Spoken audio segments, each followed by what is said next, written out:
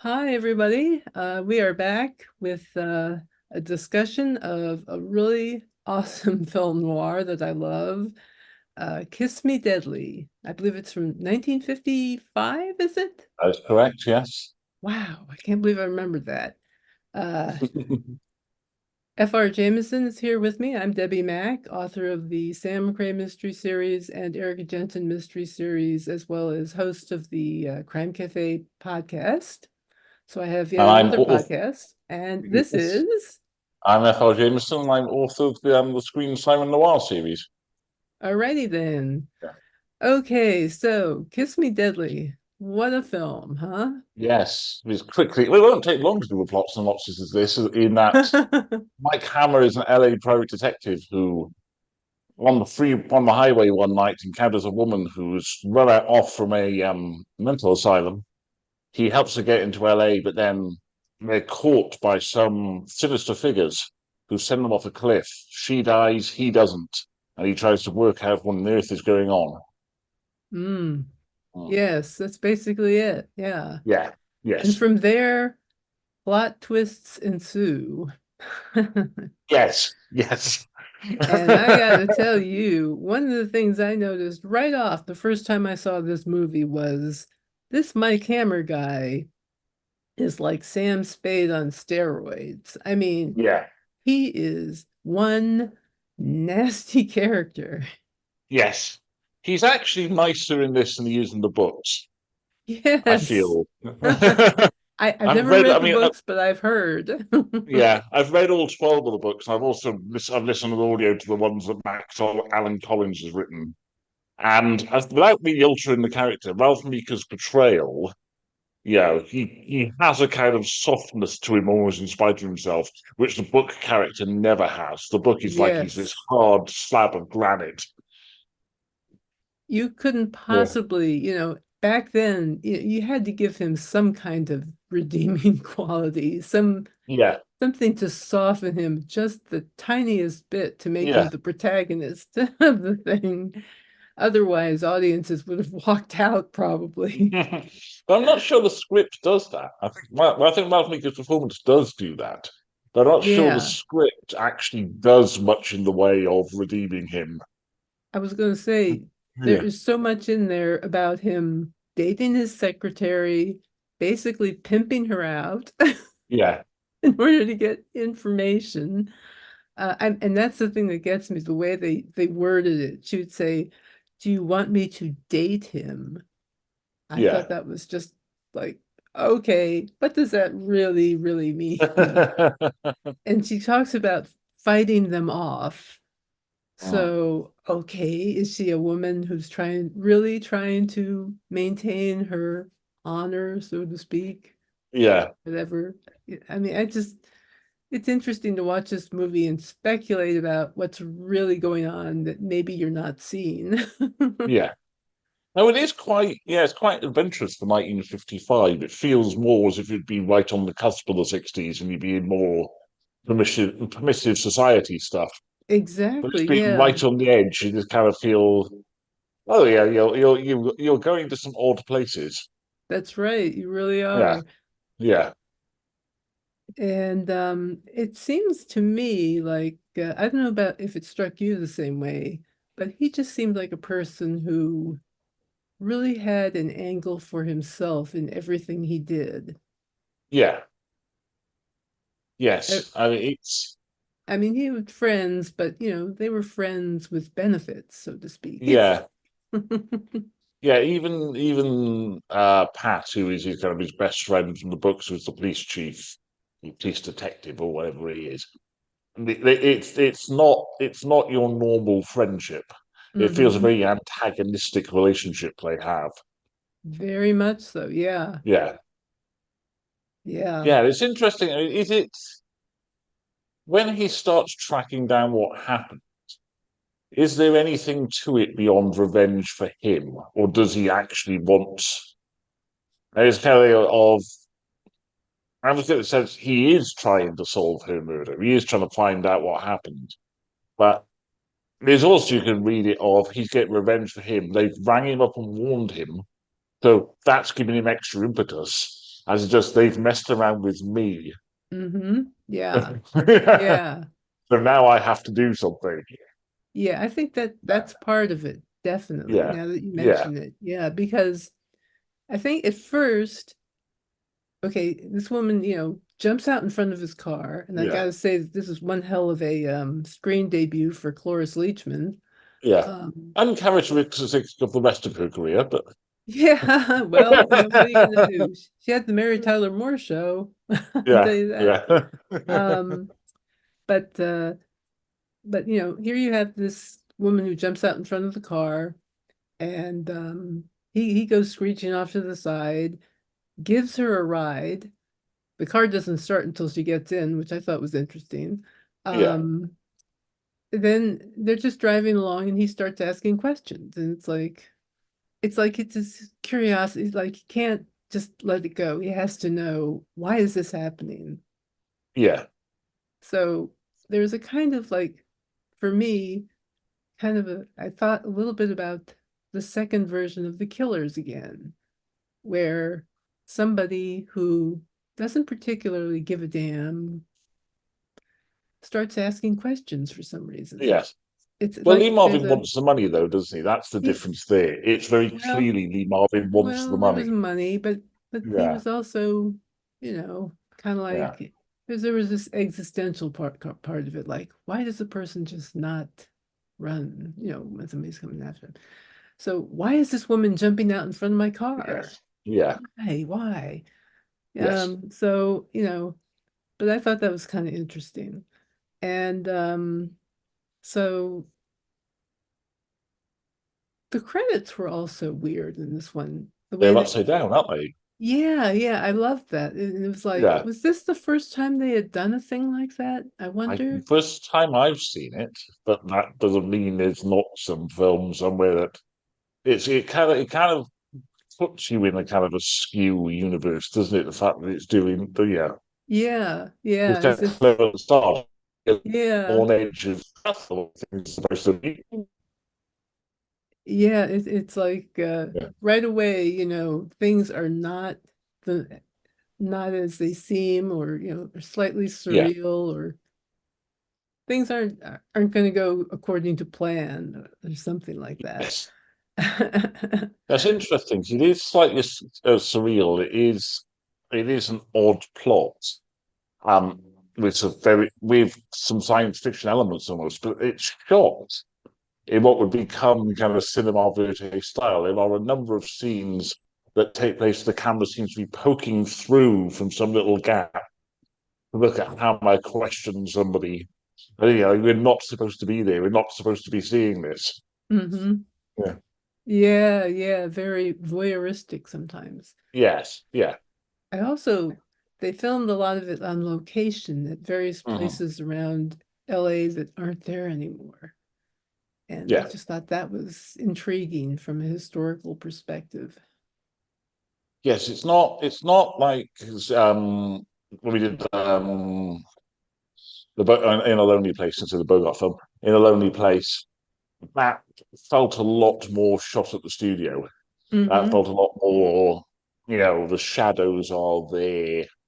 Um, was a very good cinematographer has lit them that way. Here, the shadows come from the sunlight. We're outside, and even Yeah. inside that, the boxing gym has a kind of very rich reality to it. Hmm. Which It probably it is. feels, It probably that is a studio set, but it feels like a real location. yeah, it feels gritty. It feels Yeah, real. yeah, yeah. Definitely. Yeah, that adds to the whole thing. It's funny how gritty and real it is, and yet the plot is so surreal. Yes. And the ending is just okay. Then they lived happily ever after until they all died of radiation poisoning. Well, it's interesting. I mean, do they mention various nuclear tests? Because if you've not seen the film, Right. where Quentin Tarantino gets the thing with the face from in Pulp Fiction is this film. What's it? So Mike Hammer opens this case and there's bright light in there. Alex Cox also does it in Repo Man. It's There's bright Uh-huh. light in Uh-huh. there. Um, Wonderful stuff. and I mean, it's mentioned the various nuclear tests are mentioned, but I having read the book, I thought it was plutonium, but I don't think they ever actually say plutonium. They Nobody just ever go, actually says what it is. no, no, They don't. All I know is that it's hot. it is hot and it's dangerous. It's hot and it's dangerous. Yes. Yes, yes. I thought it was quite funny when um he goes to that fancy club and he's been given his key to the locker. And this is where he discovers it. He discovers the things because his man is initially resistant to let Hammer through, and then goes through, and Hammer opens it, and there's this bright light, and Hammer burns his wrist. And Yes. Hammer tells the man, "Yeah, just leave it there." Don't think. And then Master go, "Just take it with you." I don't know. I don't want this on the premises. Whatever this is. I know. Put it somewhere safer. Yeah, Somewhere from somebody who can't be bought. yeah, yeah, Yeah, whoever that might be. Yeah, yeah. it's funny. Yeah, that whole thing with with the box and putting it in that locker of all places. I know. I But mean, I've seen it twice now, and I've got to say, I'm not sure the plot makes a lot of sense. When you're in there, it's called a convenient plot device. yeah, yeah, when you're going from A to B to C, well, I can see Yeah, kind of how he's got there, but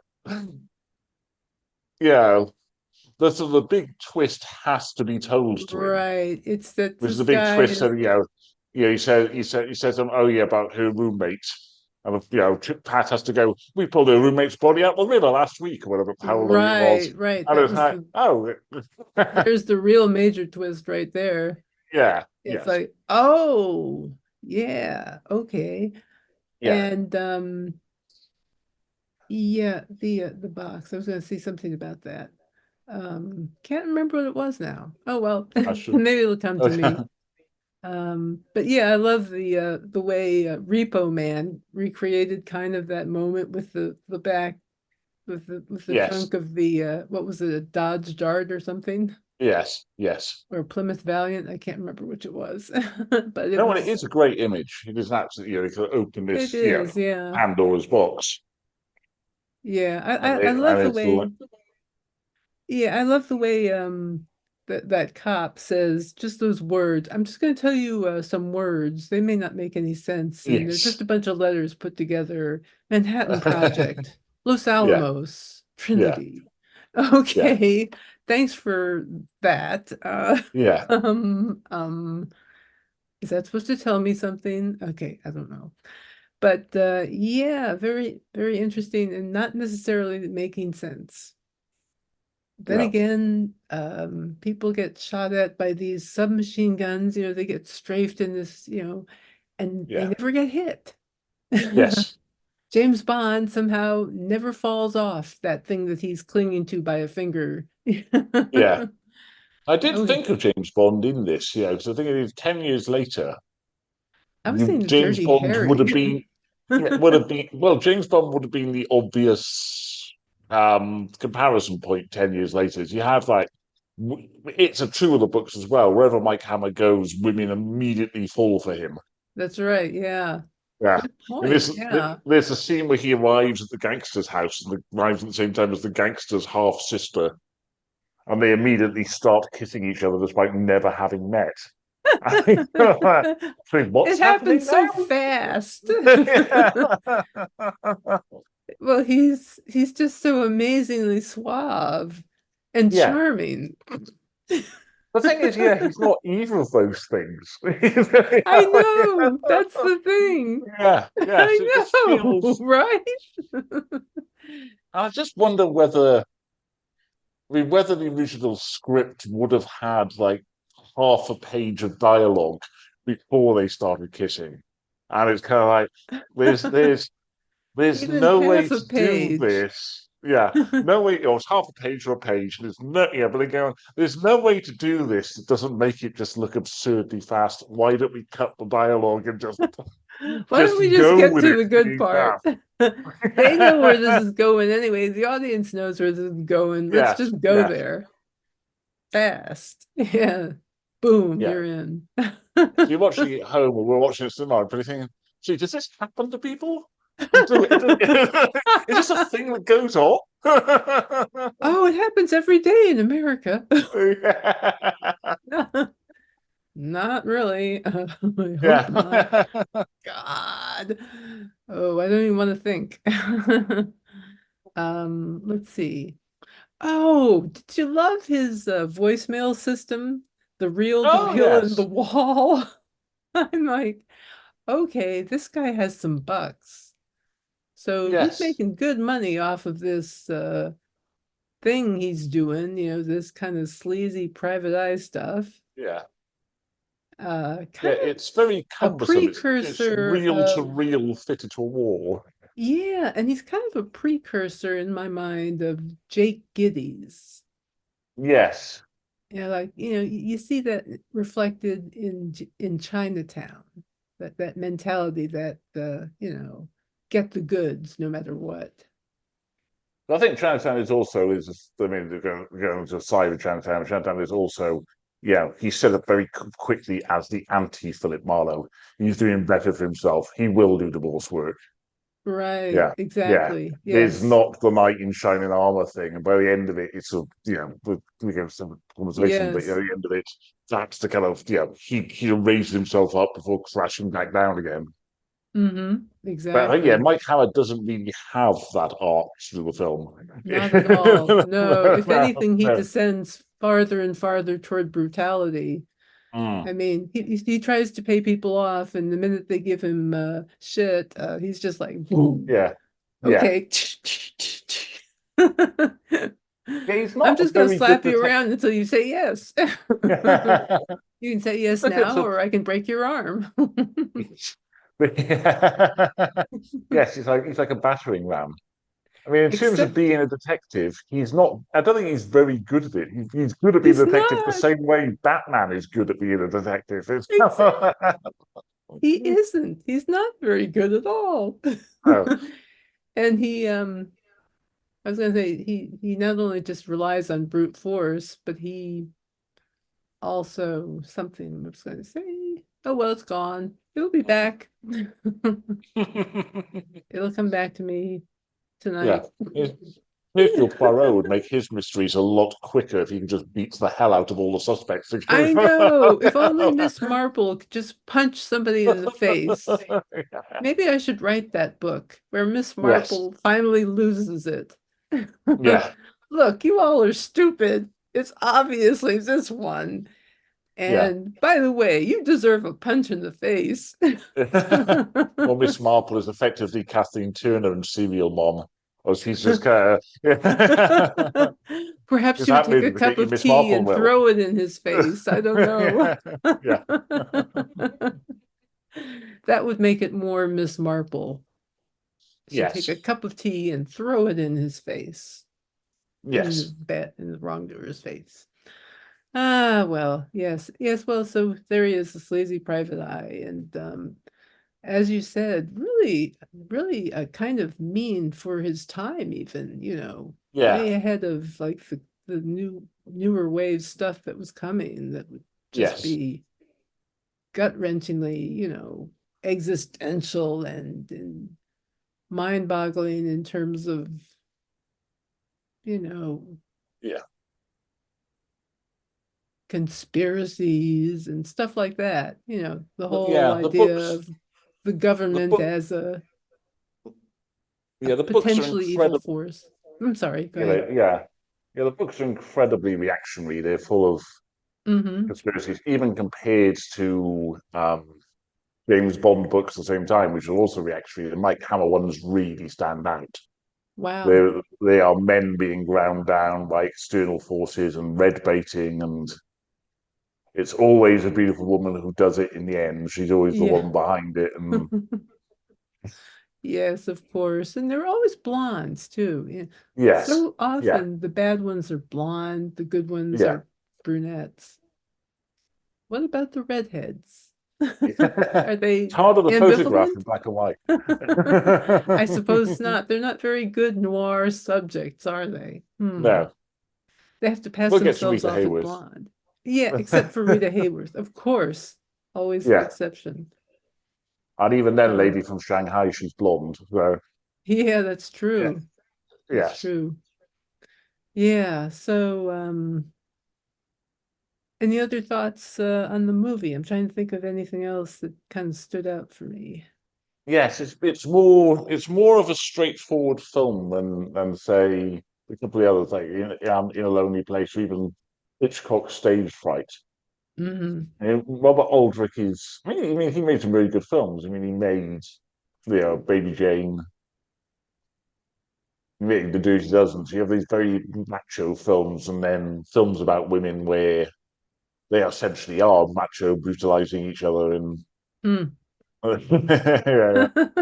And this is his kind of milieu. I mean, I did think because this was a big hit. I didn't think it odd that so I guess odd in one way, odd in my maybe modern perspective, but not in another 1950s perspective. Of there isn't another film starring Ralph Meeker as Mike Hammer, which if it was made today and it was a big hit, you would almost certainly, with all those other novels there, have quickly greenlit a sequel. Mm.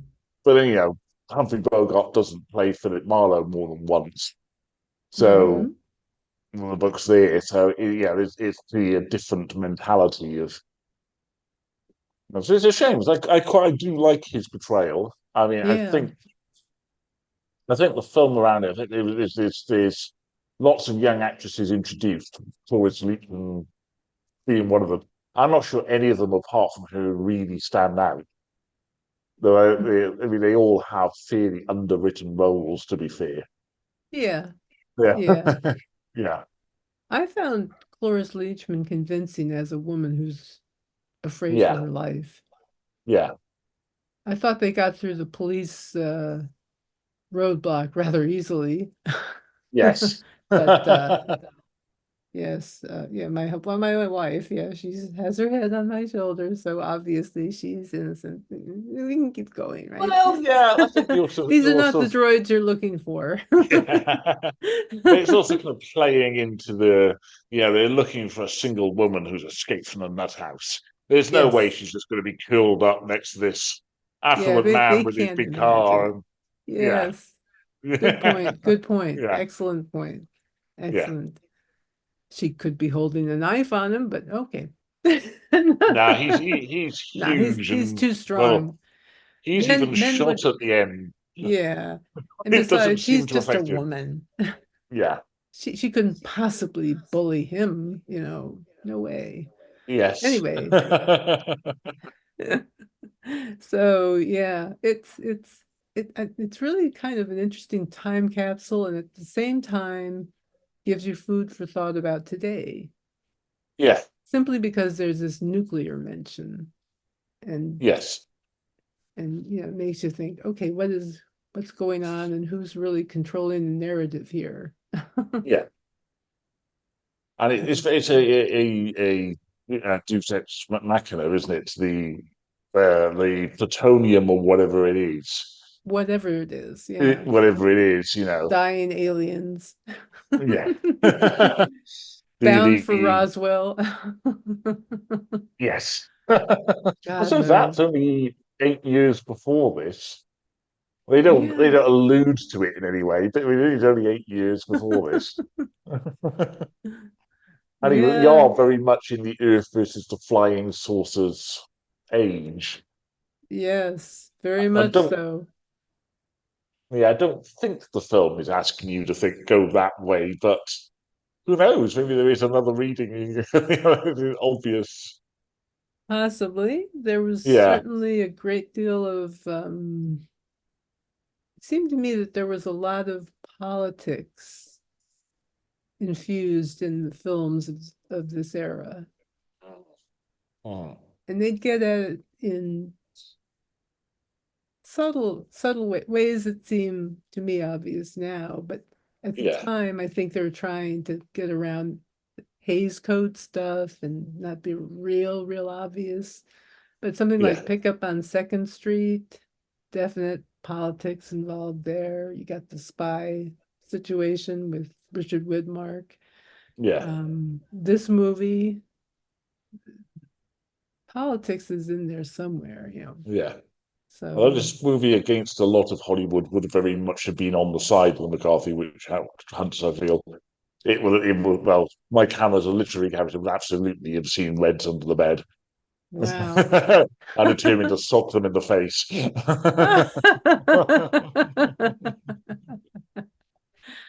Oh my.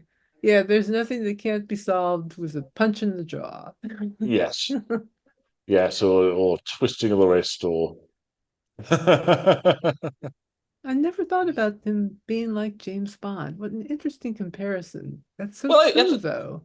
yeah, 10 years later, it would have been the case that this would have looked like a James Bond ripoff. I You'd have was made just it in thinking about color for a this. start. Yeah, yeah. Yeah, And I was just thinking of when I read Casino Royale, I actually read the yeah, book. I was like, oh my God. yes, Wow. I had no idea. yeah. This is another aside. That there's a whole bit in Goldfinger where Bond starts ruminating, which tends to feel like it's Fleming ruminating on something, and saying Uh-huh. about how homosexuality didn't exist until women got given the vote, because it opened up possibilities to women and it changed their place in society, and then men then lost their place in society, and it's altered everything.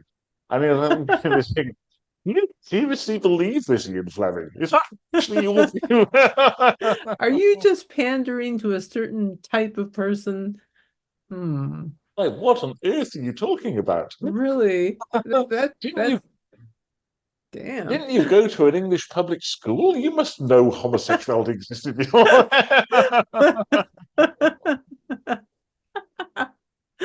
Oh my gosh. That's an interesting film. The final is interesting. I mean, another James Bond comparison at the end when there's a rushing on the beach. She's opened the box. The bad girl lady has opened the box and conveniently caught a fire. Mike Hammer, despite being shot, has come out and they get on the beach. And then the tide is one shot, they're in the water. Hmm. And it's very quick and they're in the water. I remember of at the start of the on Her Majesty's Secret Service, the Bond film of James Bond throws a punch and then literally next shot there's 30 foot further out in the water. And I did look at it. I wonder if when they were cutting that together on Her Majesty's Secret Service, whether they were thinking, well, they got away with it in Kiss Me Deadly. They got away with suddenly being much further in the sea than they were a moment before. So maybe we could just do that as well. We'll let it go. We can fix it Yeah. in post Yes. somehow or other. Yeah. Stock And footage. to be fair, after the film that's gone before, I mean, that's the thing you're going to put your hand up and go, I don't really believe that moment. Yeah, yeah. Well, Yeah. wow. So next month it's the third man, I believe, which will give us, Ah, yes, The Third Man. Let me yes, write that down to remember. I love that movie. I love yes, so do I, yes. what's his name? I want to say Charles because I'm thinking of Shadow of a Doubt, but you know who I mean. Orson Welles, or, Orson Welles, of course, yeah, but also, come on, Debbie. Joseph Cotton, Who? Joseph Cotton. yes, I also love Bernard Lee in that small yes, role, yeah, yes.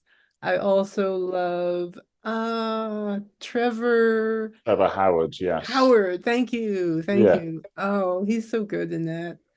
And I can't think of her name, the woman. Valley, Valley, Valley. Valley. I think she's credited as Valley in this. I think elsewhere she's Aldo Valley, I think. Hmm. Interesting. Yeah, So that's a great movie to talk about. yes, yes. Excellent. So I will give it a close here then. Yeah, Thanks so much for listening, and we will be back in a month to talk about The Third Man. absolutely. Great movie. Look forward to speaking next month. Alrighty, be seeing you then. Yes, yeah.